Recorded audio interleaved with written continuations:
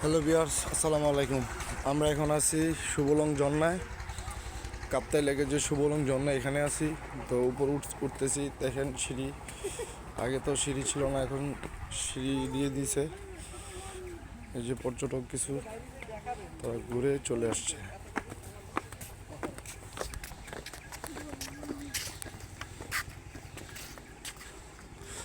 তো যেটা হলো সুবলং ঝর্ণা গেট, আসলে খুব সুন্দর করছে, খুব সুন্দর করছে। আসলে ঝর্ণায় ওরকম পানি নাই, এই ঝর্ণাটাতে খুব কম পানি, পানি একবারে ঝিরঝির করতেছে।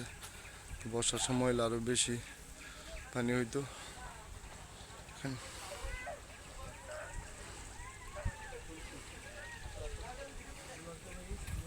যে বন্ধুরা ছবি তোলা নিয়ে ব্যস্ত, সোহান হিমেল ছবি তোলা নিয়ে ব্যস্ত।